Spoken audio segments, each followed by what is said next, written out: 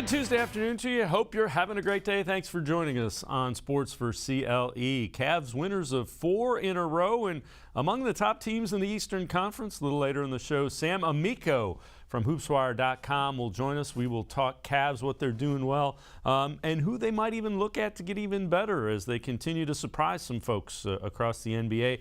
We begin by talking Browns and some news out of Berea that is not good for the Browns. Getting ready to face the Las Vegas Raiders on a short week, Saturday 4:30 kickoff.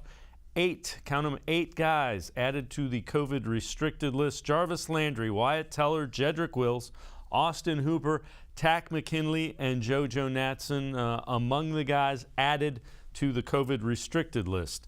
David Njoku, Anthony Walker, Jamie Gillen, no update on them. They were on the COVID restricted list last week. Anthony Schwartz, Greg Newsome still in concussion protocol. Not sure if they'll be available. A bit of good news. Ronnie Harrison and Harrison Bryant are expected to return to practice, so the Browns may have them in a game they need against the Raiders coming up 4:30 on Saturday afternoon. Kevin Stefanski talked about those Las Vegas Raiders and the challenges in front of the Browns earlier today. We'll bring the guys in this evening and get some work done. And it's an important week. This is a AFC opponent, good football team that we're facing at our place on Saturday. You know, the only show in town, which I think the guys are excited about. And it's a good team. Coach Bisaccia is, a veteran special teams coordinator. I think he's doing a great job leading that team right now. On offense, they're very, very explosive. I think Carr has incredible arm talent. Waller, Renfro, just an impressive group of pass receivers, a great running back that's a complete running back. On defense, it's a Gus Bradley defense, so that poses its own challenges. So we're going to have to work real hard this week to understand the intricacies of that defense, and they have 2 really, really good edge rushers. And let's welcome in Tim Bielik from the Plain Dealer and cleveland.com. So, Tim, not ideal. You're down a number of offensive linemen, your main wide receiver, another tight end. And this is a game you have to win. Browns 7-6, still very much alive in the AFC, but you have to beat AFC teams.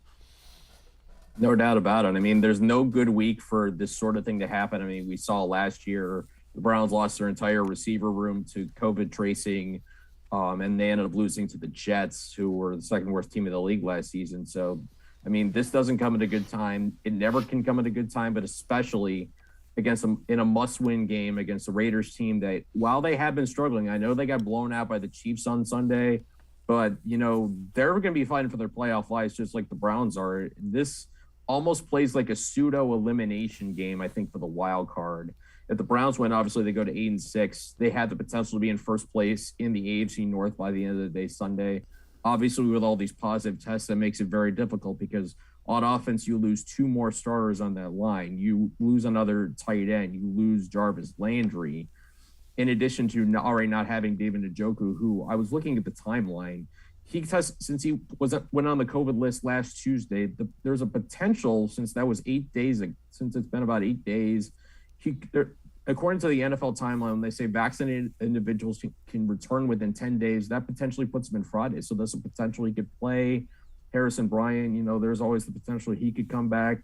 Kevin Stefanski talked about him coming back, expected to be practicing tomorrow. So you at least get some good news there. But, I mean, make no mistake, the Browns already were in a must-win situation, and the task got just that much harder for Saturday.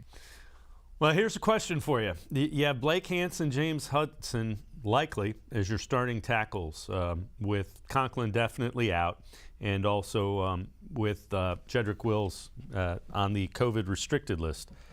We've seen that. It hasn't been great when the Browns have been forced to use it earlier in this year. What do you do on offense? If you're in that offensive meeting room, what is the game plan if you are down those 2 tackles? What does it limit, and what can you do? Well, let's not forget that Kareem Hunt could potentially miss that game as well. I mean, Kevin Stefanski said yesterday that Hunt might not be able to go. So when I look at the Raiders, I know they have 2 really good defensive ends, and Yannick Ngakoue and Max Crosby, which will have which will give Hanson Hudson their hands full, no question about it, even though, I was looking at the numbers. They had 14 combined sacks, which I thought was kind of surprising considering how dynamic the two of them are. But I look at the Raiders defense. They're one of the worst defenses in the NFL stopping the run, 125.3 yards allowed per game. You still have Nick Chubb. You still have Dearness Johnson. You still have 2/3 of that interior of your offensive line, which is still pretty good.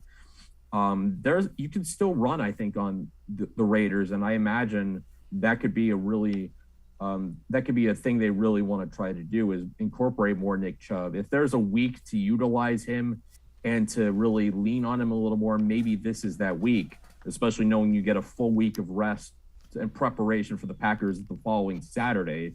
So it's not like you're going on another short week, but getting him some runs, getting Dearness Johnson some runs, who's been effective when he's gotten the ball, I think this would be a good time to lean on those two. And if you're Kevin Stefanski, you're trying to engineer the passing game, you got to try and figure a way to get Baker out of the pocket as much as you can and get him some quick throws, get the ball out of his hands very quickly. You might have to see a lot more Rashard Higgins and Jamarcus Bradley than we're used to seeing. So there's a lot of challenges the Browns are going to have to face on that offensive side of the football. The good news is, for now, I mean, only one guy positive out of that group, and that's Takk McKinley. It's a big loss, but it's just one guy compared to the amount of guys they've lost on offense. And that defense has been outstanding. All right, so at 7-6, hard to believe, Browns are just a game out of first place in the AFC North. If they win against the Raiders, the Ravens play the Packers, and so they win and the Packers beat the Ravens, they would be in first place. Let's look at the final 4 games remaining for all the teams in the AFC North. And all of them are pretty tough. You know, you can make a case the Ravens have a tougher go of it than the Browns. They play 3 of the same teams. The Browns have the Las Vegas Raiders and the Ravens have the LA Rams. You see the Bengals, nothing easy with the Chiefs coming. Steelers and the Bengals play the Chiefs in addition to the Browns and the Ravens. And, Tennessee and Denver, not exactly easy sledding for either of them as well. So the bottom line is this division is definitely up for grabs. And it's going to come down to, my thought is, it's going to come down to which the teams are able to beat the teams in division. Yeah, I mean, all 4 of these teams are flawed right now. You look at Baltimore, Lamar Jackson has the ankle injury. You don't know how much that's going to hamper him. And that pass defense also lost Marlon Humphrey. And you look at the schedule they have left, you still got to play Matthew Stafford. You still got to play Joe Burrow. You still got to play Aaron Rodgers. That's 3 elite passing teams back to back to back. And that's going to be a huge problem for Baltimore, I think, trying to navigate all that. The Bengals seem like they're the most unscathed team of the group, but they've had some self-inflicted losses that they shouldn't have had. The loss against San Francisco in overtime kind of sticks out. Losses to the Jets are also significant. The Steelers are definitely way back in the pack. And with that schedule they have, the Titans and the Chiefs back-to-back, I don't know how much of a role they're going to play other than maybe spoiler.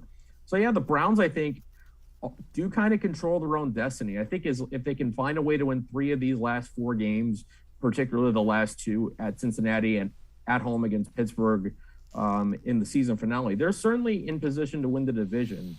And, I mean, given all the injury issues they had, if you had said, after Baker Mayfield and Nick Chubb couldn't play that game against the Broncos, that the Browns were going to still win the division, I mean, so many people would have signed up for that. They have the easiest schedule. I know they've got this COVID obstacle, which is going to impact this next game against the Raiders. But if they can manage it and they can somehow find a way to win, then everything is still in front of them with these final 3 weeks after that. And that's kind of the key. It's survival mode. So how do they win this game? What is the roadmap to win? In my mind, defense has to play like it has played. Defense has been really good.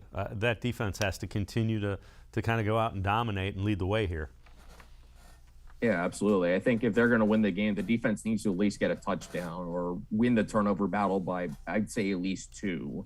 Because, I mean, we saw how good they've been against Baltimore the last couple of weeks, the last couple drives in that last game before the 4-and-out at the end, notwithstanding. But they've lived up to their potential. Denzel Ward looks like a Pro Bowler right now. Myles Garrett certainly looks like he's Defensive Player of the Year caliber. David Clowney's picked up his play. Jeremiah Owusu-Koramoah has been tremendous. I think John Johnson's getting better. So they got to continue to play well. And, this Raiders offense is tricky. They don't really have a lot of superstars on that offense outside of Derek Carr, who's obviously very good. When he's good, he's really good. When he struggles, there's a lot of opportunity to make them pay. The wild card for me with that Las Vegas team is Hunter Renfrow, because you watch some of the route running he has. He is absolutely spectacular at creating separation. I think there was a play on Sunday where he juked a guy. He pretty much pulled a double crossover move with his ankle and kind of left the defender in the dust. So these corners are going to have to be on keep an eye out for that. And the defensive line is going to really have to get the job done to really spearhead it with what's going on offense, even before all these COVID cases. If they're going to get to the playoffs, it's got to be on the back of that defense. Tim Bielik, reporter for the Plain Dealer and cleveland.com, and I'm going to step aside, take a quick time out.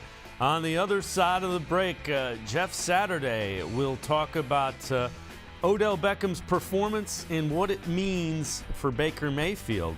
We'll also take a look at some of the numbers for Baker Mayfield as a drop-back passer. They're not great.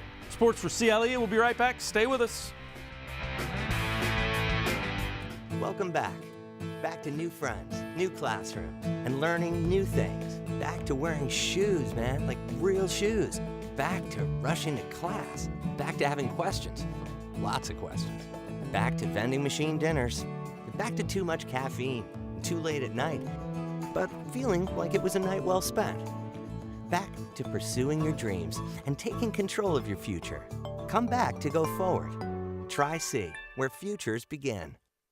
When it comes to selling you a mattress, most retailers are handing you a long line of extra steps that drive up costs and create confusion. At the Original Mattress Factory, we simplify the mattress shopping experience by building mattresses and box springs in our own local factories and selling them direct to you. It's short, sweet, and simply makes sense. So experience more than just the mattress store. Experience an original, the Original Mattress Factory.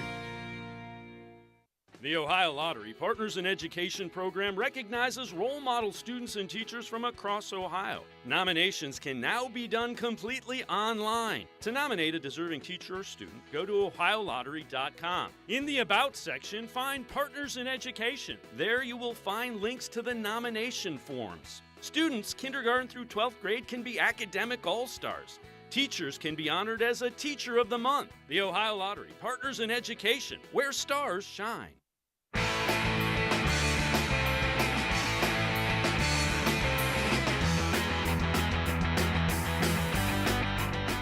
We continue talking Browns. So Odell Beckham Jr. Caught a touchdown pass last night from Matthew Stafford. Third game in a row he has caught a touchdown pass in his new home in L.A. Interesting note, Beckham also tested positive for COVID-19, so he is in the protocol today, reports are out of L.A. But Jeff Saturday talked about what Odell's performance with Matthew Stafford as quarterback means for Baker Mayfield. This was from ESPN's Get Up. The three primary quarterbacks that Odell has played with in his career were all the first pick in the draft. It was Eli Manning, it was Baker Mayfield, and it's Matt Stafford. And he had enormous success with Eli. Sure. He, so far so good with Stafford. It's a pretty limited sample size. What should we be extrapolating about Mayfield in particular from this? It ain't good. Listen, this doesn't put your stock going in the right direction. If you're waiting on that contract and the Browns are watching, they're like, yeah, we got rid of this guy, and all of a sudden my numbers are still going down. And to everybody's point, everybody's making the same point. If you can't find the best guy and create plays with your best player or best receiver, you got issues. And for Baker Mayfield, the jury's still out on whether he'll get a big contract in Cleveland, but it does not help when a guy goes somewhere else and shows up the way that Odell has showed up. And Tim Bielik, I don't know that it's necessarily Baker. It might be the system, but there's a little bit of truth to that. We're still talking about separation and the Browns throwing the ball downfield. Yeah, no question about it. And I've always been kind of leaning towards the idea that Baker and Odell were just incompatible because of how Baker wants his receivers to be. He wants them to be where they're supposed to be, when they're supposed to be there. And we know about Odell's tendency to freelance, to kind of create his own thing. And when that happens, you have, a disconnect between the two of them. So it's not surprising that, it doesn't work. And maybe Odell going to Los Angeles, playing with a quarterback in Matt Stafford, who's more experienced, who understands, how to get receivers the football in certain situations. Maybe that's why he's succeeding there. Whereas Baker, who, let's not forget, still dealing with 6 different injuries. I know he came off the bye week. I thought he looked pretty good against Baltimore outside of the interception. There's a lot still there with Baker. And I've said before, I don't think we're going to see the best of him this year. I just don't think it's going to be there until he has surgery. We all want to make one-year referendums on guys. We want to make referendums on guys based on, every game, every year. And this is a year where I almost feel like you can't really do that with Baker just because he's barely been healthy for 3 halves of football. And obviously Odell going off and having success doesn't help him. But I do think, if the Browns can find better receivers who are more compatible with his style of play, that are more tacticians with athletic ability, then I think he'll be fine. It was just a relationship on the field that just didn't work. So the other thing we mentioned, Jarvis Landry has tested positive for COVID-19, so likely not going to be able to play in a game on Saturday. Let's take a look at what that means. Last 2 games, Landry has been outstanding. 11 catches, 152, and a touchdown. That almost equals his production from the previous 6 games. And remember, those 6 games were when he's been coming off that MCL sprain. So the offense has been getting the ball to Jarvis the last 2 games against the Ravens, and he's responded. They're not going to have that. So how do you work around that? We're talking a lot about working around things that aren't going to be there against the Ravens. How do you work around not having Jarvis Landry? I think the answer comes down to a lot of Donovan Peoples-Jones. I know he's been hot lately. He's had some touchdowns of late, some big catches. He had that toe tap, tremendous catch along the sideline during the Baltimore game. He's a guy that I think you got to be willing to trust more one-on-one if you're Baker Mayfield. That any one-on-one matchup, because of his height, because of his physical leaping ability, because he's got the good stride and speed and hands, he's a guy I think you got to trust more with the football. Outside of him, again, hopefully for the Browns, David Njoku can come back, Harrison Bryant can come back. And with those guys, they do have the ability to make plays in the passing game. We've seen it several times. It's just a matter of, can they get out there? If they can, you can mitigate a little bit of the loss of Jarvis Landry. Same with potentially having Rashard Higgins and Jamarcus Bradley step up. I mean, we saw Bradley make a nice catch, long catch against the Lions early this season. For Rashard Higgins, this almost seems like the last stand for him because we really haven't seen much of him at all this year. He's done so many great things. This might be his last chance with Jarvis Landry gone to really show that he can still be a part of this team for the future. Yep, you might have to take the bubble wrap off of Higgins without question.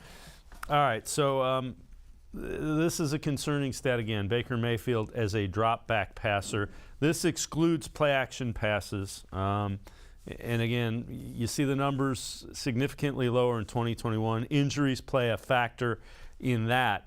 But even last year when we said he had some success and did some really good things in Kevin Stefanski's offense, still 20th when you take out the play action. 23rd in 19, that was the Freddie Kitchens year, and then 20th in 18. So the bottom line is you're going to have to make plays as a drop-back passer in the NFL. There are just some times that you're going to have to do that, and that has not been a strength thus far for Baker Mayfield. No question about it. I mean, that's obviously, the number one thing you got to do in the NFL is on first and second down, you can do the bootlegs, you can do quick screens or whatever, but third down, you got to be more conventional. You got to drop back and you got to just survey the field and find a guy. And I mean, that low number doesn't surprise me because it's further confirmation of the things we've seen. Baker's not himself. The injuries have played a role. The receiving core as a whole has been underwhelming, even without Odell Beckham. Without all that drama there, it still just hasn't been good. There hasn't been a guy who's consistently been able to get separation, who hasn't consistently been able to win one-on-ones. There have been line issues at times, protection issues when it comes to keeping Baker upright. The health obviously plays a role in it. It all kind of combines. And when so many elements of the passing game just aren't working, and I've said before, I don't think it's fixable this year. I think you're just going to kind of have to live with, make the best with what they can do and what they have to have success. But I mean, it's something that is going to have to be fixed down the road, and you're going to have to give Baker some weapons who can win in man coverage, because right now there's just not much there for him. And I mean, considering all the injuries he's still dealing with, he's going to need some help. And I mean, it comes down to someone on third down, being able to step up and make plays when everybody knows a pass is coming, and it just hasn't happened for him. Yeah, and now the added challenge is, you have those two new tackles, and we've seen that's an area when you've had pressure coming from the edge, it's affected Baker's ability to throw. Kevin Stefanski talked about the offensive line and trying to deal with the personnel that the Browns will have available against the Raiders. I think we've seen Mary Kay through last season, have seen it this year. Guys step up, and that's what the NFL is about. You're without guys due to injury or otherwise, and guys step up, and that's why we have a bunch of players on this team that we trust. We got pros, Nate, and I think those guys understand. What's really important is this game on Saturday, because it's a good opponent. It's an AFC game, and we got to come ready to go. And that's why this week of preparation and how we handle these meetings, how we do when we're together out on the field, that's really all that matters. And Tim, I think you might see more of the fullback just to kind of help the running game. I think those are the type of things. If you have Bryant and Njoku, you can put them to chip and try to help the tackles as well. You're going to have to do something schematically to help, James Hudson and Blake Hance as your starting tackles. No doubt. I mean, obviously they're not going to be able to do what we saw quite a few times last week, where they were able to put Blake Hance in as a sixth offensive lineman to help out. So with no Jed Wills and no Wyatt Teller again, you got to go the backups. So Blake Hance, Michael Dunn probably thrown in the mix. And obviously the hope for the Browns is getting those two guys back, because again, it's about mitigation. You can't replace everybody. So can you make up for those losses with using the depth that you have? The fact that those guys at least have plenty of game experience. They've played plenty of games this year, so it's not like they're coming in cold off the bench necessarily to fill in. Hance and Hudson have played plenty.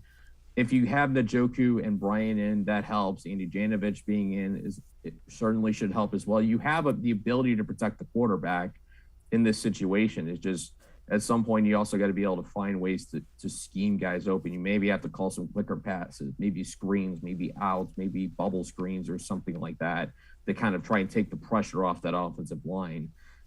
The good news for the Browns is hopefully the good news is for them is that this is a one-game thing, that they'll have those guys back for Green Bay.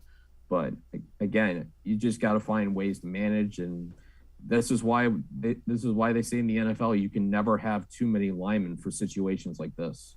Tim Bielik from the Plain Dealer and cleveland.com and I are going to step aside, take a quick time out. On the other side of the break, CBS Sports. One thing we have learned about the Browns from last week, plus Ryan Clark on if the Browns are living up to their expectations. Sports4CLE will be right back. Stay with us. Welcome back. Back to new friends, new classroom, and learning new things. Back to wearing shoes, man, like real shoes. Back to rushing to class. Back to having questions. Lots of questions. Back to vending machine dinners. Back to too much caffeine, too late at night, but feeling like it was a night well spent. Back to pursuing your dreams and taking control of your future. Come back to go forward. Try C, where futures begin.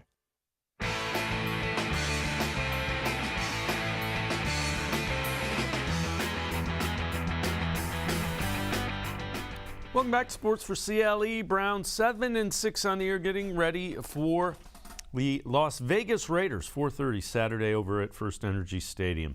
Well, Ryan Clark from ESPN's Get Up talked about the Browns and if they are living up to their expectations this season.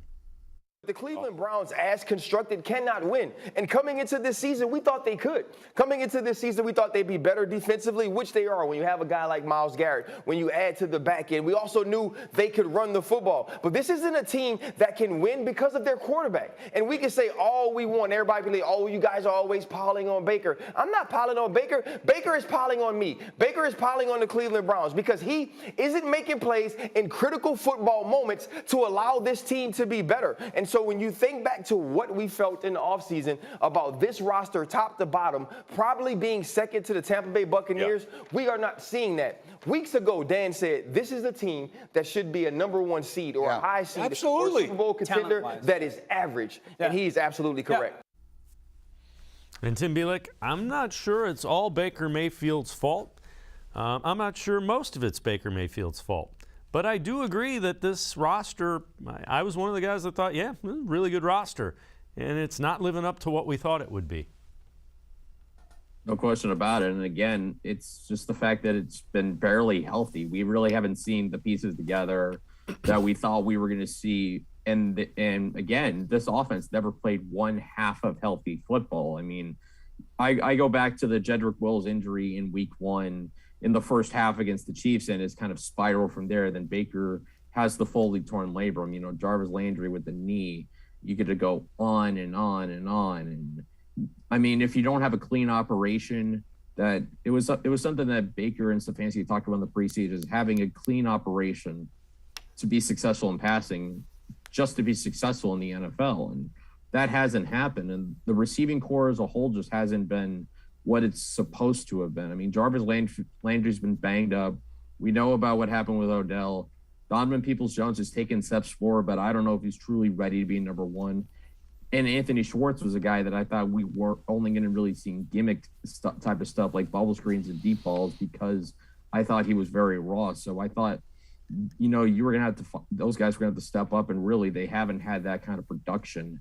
And when you combine all that together, I mean, the quarterback, as important as he is, he's also kind of a function in some ways of the sum of his parts around him that, unless you're Tom Brady or Peyton Manning, you can't do it all by yourself. You need some help. And outside of, the running game and occasional big plays from guys like Peoples-Jones and David Njoku, it just hasn't been there.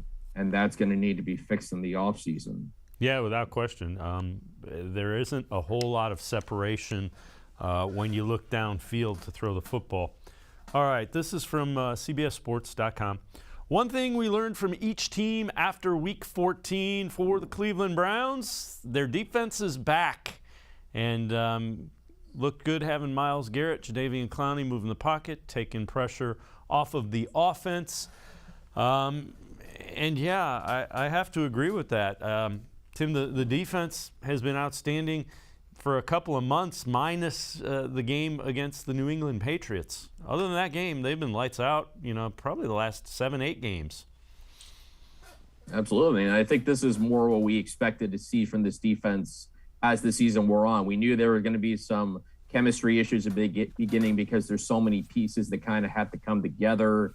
And it seems like they have. I mean, Jeremiah Owusu-Koramoah coming back healthy has helped a ton. Myles Garrett, coming back from having his positive COVID-19 case at the end of last season and setting the team's single-season sack record has helped. Jadeveon Clowney looks as advertised. The stats may not show it, but I think he has been better than those stats indicate. Denzel Ward has been tremendous. Greedy Williams has really bounced back and had a very good year. Greg Newsome as a rookie been as good as you can expect from a first-round pick, I think, especially a late first-round pick. Those pieces have been there. And to me, this Browns team, in a way, kind of reminds me of the Los Angeles Rams of a year ago. They made it to the second round with offensive issues, but they were buoyed by a tremendous, tremendous defense. And maybe that's kind of what they have to lean on, is lean on that defense, lean on the running game, lean on what you're strongest at. Is Nick Chubb, Kareem Hunt when healthy, and Dearness Johnson running the football behind a very strong offensive line. And if you get ahead, then this defense, with the pass rushers they have, with the speed that they have, which was very apparent, I thought even more so in the first game against the Ravens, rely on that pass rush and that speed to create some havoc, to play downhill and to play fast. That's, I think, the identity of this defense. And if they continue to do that these final 4 weeks, they certainly got a good chance, I think, to get into the playoffs. Yeah, I would agree. ESPN came out with their power rankings, and these are kind of interesting. It's offense, defense, special teams. So power rankings for the Browns, overall, they were 15th. Don't argue with that. They got the offense 13th, okay. Defense 23rd and special teams 24th. The defense 23rd seems awfully low. I think they're probably penalizing them for the games against the Chiefs, the Chargers, and the Cardinals early. But really, since that Cardinals game, and I know the Patriots, I'll give you the Patriots. Defense has been really good. I think 23rd is awfully low. I think they've performed probably like a top 10 defense since that game against the game against the Cardinals earlier in the year. Yeah, I mean, we're looking at a weird case of the eye test not matching up with what we're seeing in analytical measurements. What ESPN's FPI was showing there, no question about it. I would more so at least flip-flop offense and defense. I mean, the defense has certainly been close to a top 10 unit. They're finally getting the takeaways that they've been trying to get all season. They're finally starting to get them. They're getting sacks. They're creating pressure. I think the coverage has been better. Obviously, it's going to be tested in the next couple weeks with Derek Carr and Aaron Rodgers back-to-back. So they're going to have their hands full with both those passing games, I think. But really, I mean, this defense, I think, is starting to live up that potential we all thought they could get to. And there's still a lot of young guys on this defense, and there's no reason to think they still can't get better going into next season, provided they can keep a lot of these guys around, if they can keep Jadeveon Clowney for a bunch of years, because that duo of Garrett and Clowney on opposite ends has really been effective and about as good as I think most people envisioned when the Browns brought Clowney in. Yeah, and interestingly enough, they played probably their best games together, the last two games against the Ravens, which are arguably the two most important games of the season. Tim Bielik from the Plain Dealer, cleveland.com, and I are going to step aside, take a quick time out. On the other side of the break, we dive deeper into the Las Vegas Raiders matchup with the Browns. We'll look at the Raiders' defense and some of the things they do well on offense. Sports for CLE, we'll be right back. Stay with us. The Ohio Lottery Partners in Education program recognizes role model students and teachers from across Ohio. Nominations can now be done completely online. To nominate a deserving teacher or student, go to ohiolottery.com. In the About section, find Partners in Education. There you will find links to the nomination forms. Students kindergarten through 12th grade can be academic all-stars. Teachers can be honored as a Teacher of the Month. The Ohio Lottery Partners in Education, where stars shine.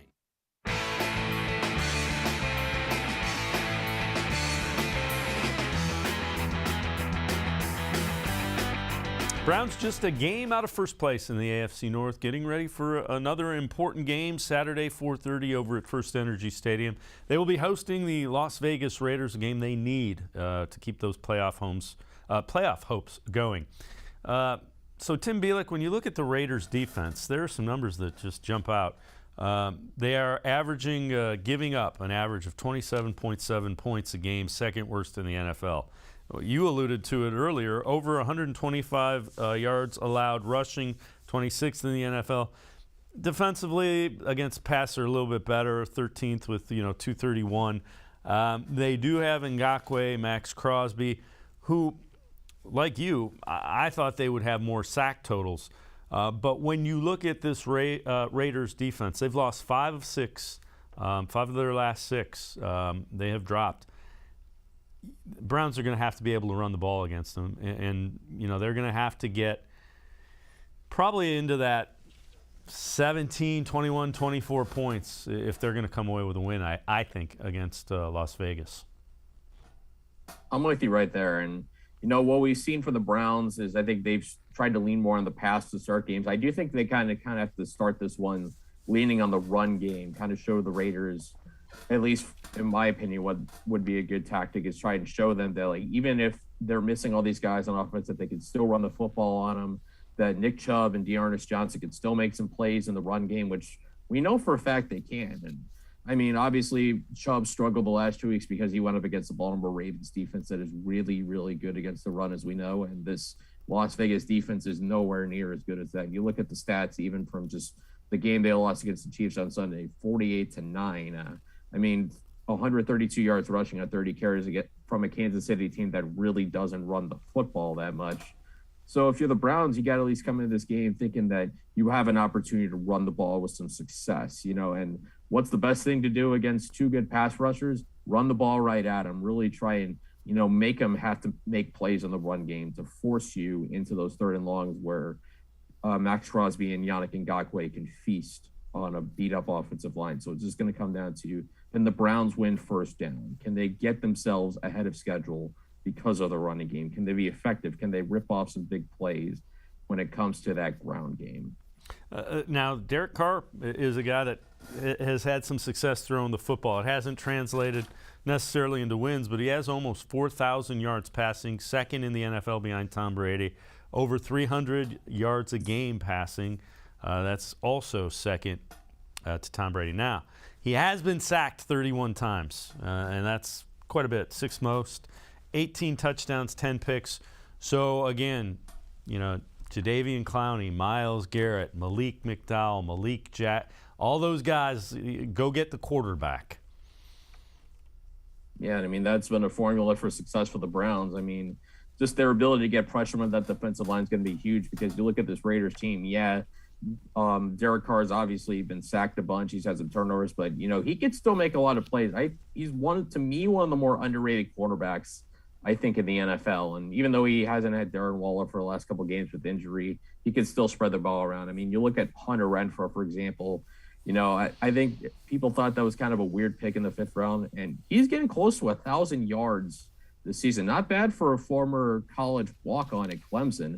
And the thing with Renfrow to me is the guy just knows how to get open. He knows how to create separation, and he could be a guy to watch on those 3rd and shorts because we know Derek Carr can get the ball out quickly. It's going to be on those corners, I think, to really, keep those receivers in front of them, try and not let those guys get too much separation, and really just to control those guys and make Derek Carr have to go to his 2nd and 3rd reads. And you hope by that point the defensive line can get home. Well, and Josh Jacobs has not had the type of year I think probably the Raiders thought he was going to have running the football. Still a complete back, as Kevin Stefanski alluded to, and a good one, but has not put up the gaudy numbers that I think a lot of people thought he might. No, he hasn't. We're also looking at a guy who's got, back-to-back 1,000-yard seasons. I think he's been a better college player. I think he's been a better NFL player than he's been a college player. But it's hard when you look at the stats. His rushing attempts per game, I think, are down.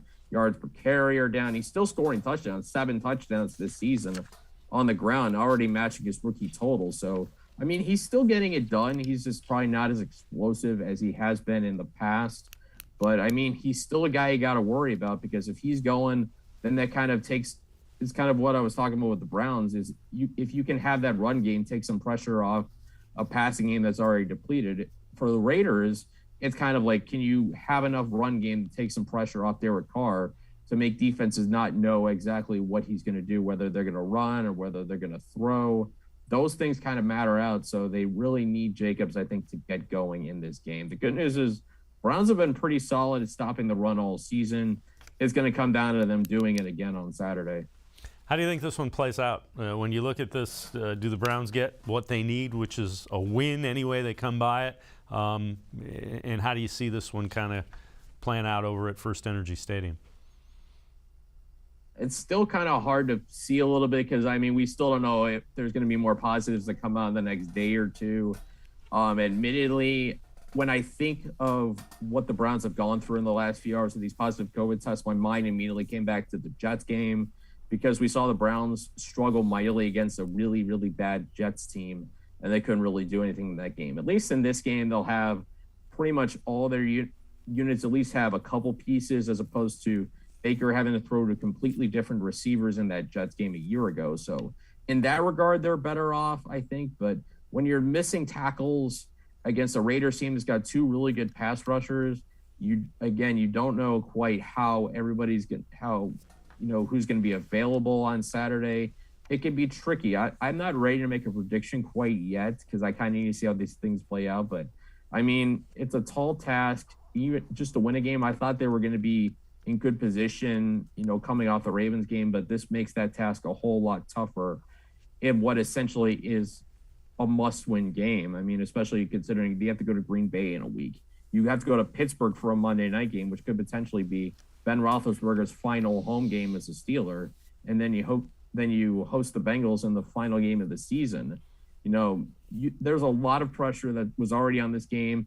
These tests just made it a whole lot tougher, and it's just going to be on this team to find a way to, as they always say, just survive in advance. You just got to find a way to get it done. Tim Bielik from the Plain Dealer and cleveland.com. Tim, as always, appreciate the time and the insight. Thanks very much. You got it. Thanks for having me, guys. Have a good week. All right, you too. Tim Bielik. Make sure you read him. Pages of the Plain Dealer as well as cleveland.com. We're going to shift our focus to the Cleveland Cavaliers. Cavs have put together a nice little winning streak. Are only a couple of games out of second place in the Eastern Conference of the NBA. Sam Amico from hoopswire.com will join us. We are talking Cavs on Sports4CLE. Stay with us. Welcome back. Back to new friends, new classroom, and learning new things. Back to wearing shoes, man, like real shoes. Back to rushing to class. Back to having questions. Lots of questions. Back to vending machine dinners. Back to too much caffeine, too late at night, but feeling like it was a night well spent. Back to pursuing your dreams and taking control of your future. Come back to go forward. Try C, where futures begin. The Ohio Lottery Partners in Education program recognizes role model students and teachers from across Ohio. Nominations can now be done completely online. To nominate a deserving teacher or student, go to ohiolottery.com. In the About section, find Partners in Education. There you will find links to the nomination forms. Students kindergarten through 12th grade can be academic all-stars. Teachers can be honored as a Teacher of the Month. The Ohio Lottery Partners in Education, where stars shine. I am powerful beyond my wildest imagination. I will define my future. I will keep challenging myself to improve. Because I am a future leader of this great nation. I will be responsible for raising a beautiful family. And educating not only my generation, but many more to come. I will make a difference in my community. And I will stand up for what I believe in. I will not settle for simply chasing my dreams. I will achieve them. Because I was given a chance. An opportunity. A home. At Family, Career, and Community Leaders of America. The ultimate leadership experience. FCCLA has been one of the greatest experiences of my life. It's made me who I am today. Join us. We'll build a new future together.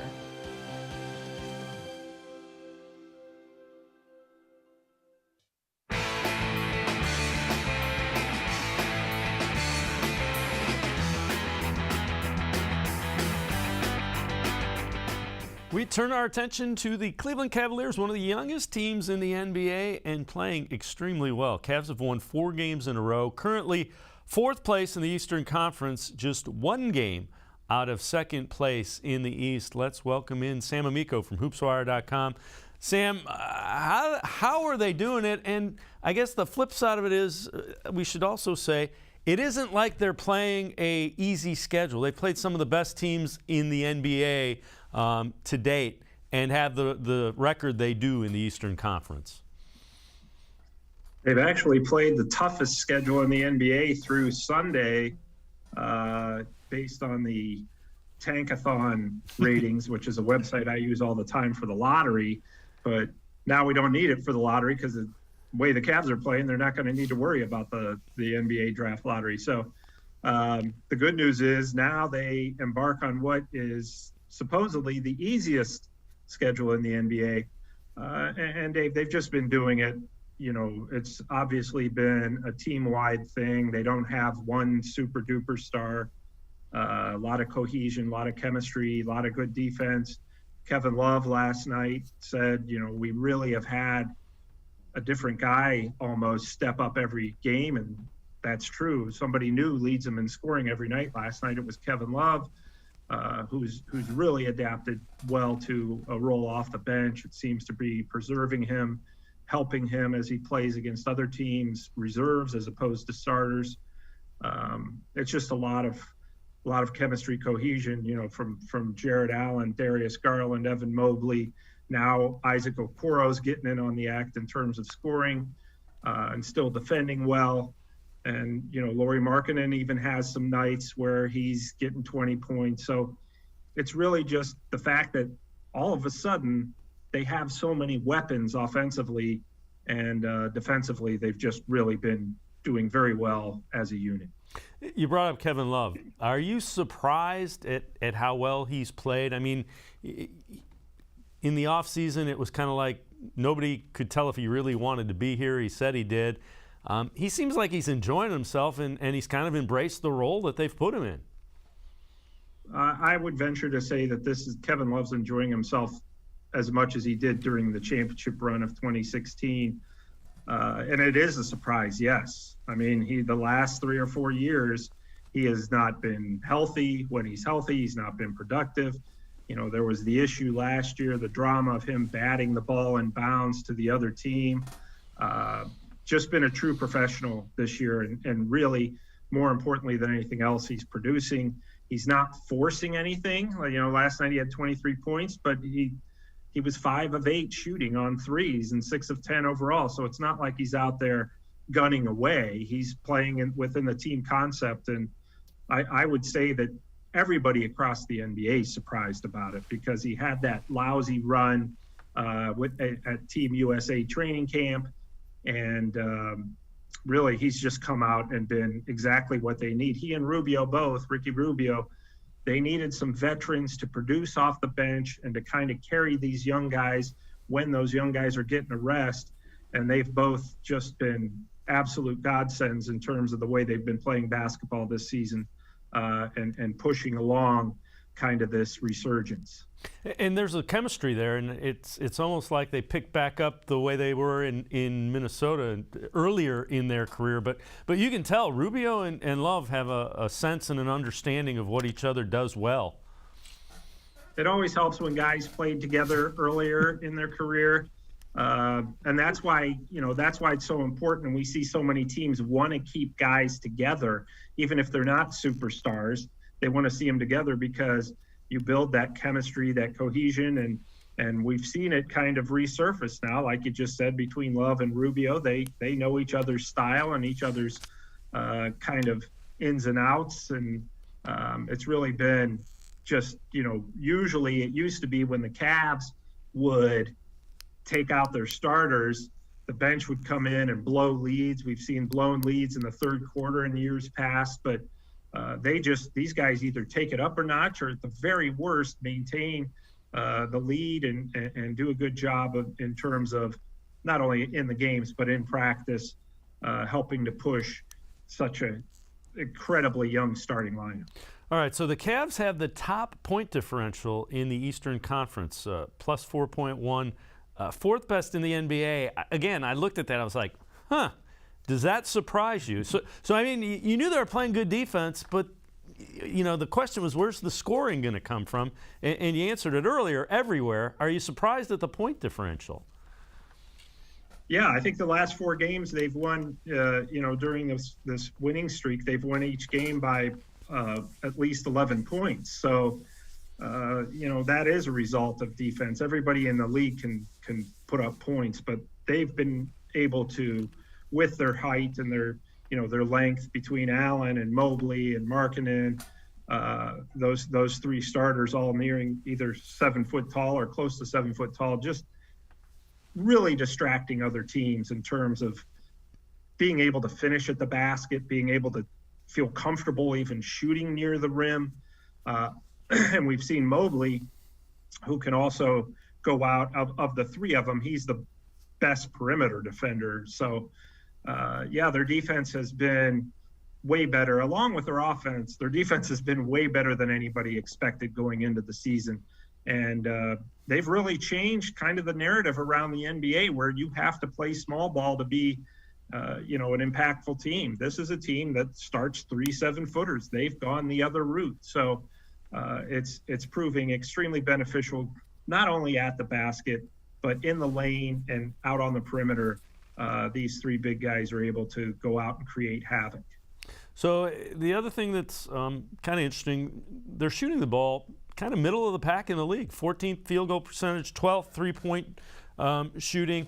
How are they doing that? That was a team that didn't shoot the ball really well a season ago. Some of the guys are the same. How are they shooting? How are they shooting better? Well, I think a lot of that is, that's the result of good ball movement. It's always easier. You just look at analytics, and it's going to tell you an unchallenged shot. Even if you have a good shot, if it's well defended, the analytics show that the numbers are naturally going to go down. Your shooting percentage is going to go down when the shot is challenged or there's a defender within 4 or 5 feet of you. Now they're getting wide open shots. I credit Mobley for a lot of that and Garland for a lot of that. You look at Mobley, for a guy who's his size, who really is a center power forward type, always makes the right play with the ball. You don't have to be nervous with him with the ball. He's not going to be, throwing it into the stands or feeling uncomfortable passing. He's been a very underrated passer for them, and that results in, of course, more open looks.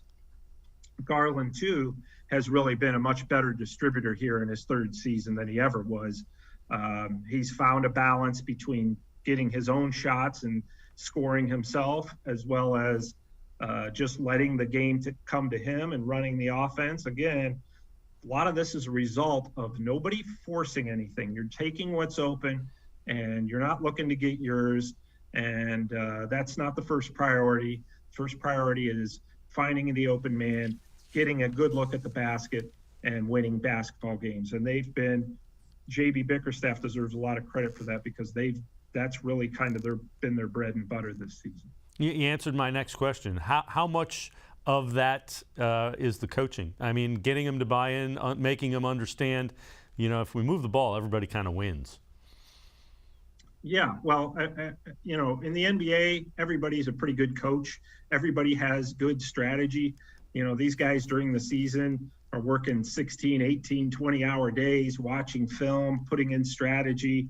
But the key thing is, how well do you relate to the players? How much do your players respect your plan? How are you selling your plan and your scheme and your philosophy to the players? And that's where JB Bickerstaff has been incredibly successful. He just has a player's ear. He has a good approach when it comes to, pulling them aside and talking to them individually. These aren't Greg Popovich-like proclamations booming throughout the gym. I mean, he's a more mild-mannered guy, and he's got the perfect personality for this group of guys. So, yeah, I mean, if you look, Dave, a good way to tell a good coach is if they're competing and staying in games and giving themselves a chance to win when not everybody's available. And when we saw the Cavs went through that 5-game losing streak earlier this year, everybody was injured, but they were in every one of those games, and they had a shot to win every one of those games with less than half their guys sometimes. So really that's a lot about coaching and a lot about the philosophy and the guys, respecting JB Bickerstaff and buying what he's selling. Sam Amico from hoopswire.com and I are going to step aside, take a quick time out. Cavs have been outstanding. What would make them even better? We'll take a look into that. We'll talk to Sam about some of the names that have been attached to the Cavs and some interest. We'll see if Sam thinks that's real or not. Sports4CLE, we'll be right back. Stay with us. When it comes to selling you a mattress, most retailers are handing you a line. A long line of extra steps that drive up costs and create confusion. At the Original Mattress Factory, we simplify the mattress shopping experience by building mattresses and box springs in our own local factories and selling them direct to you. It's short, sweet, and simply makes sense. So experience more than just the mattress store. Experience an original, the Original Mattress Factory.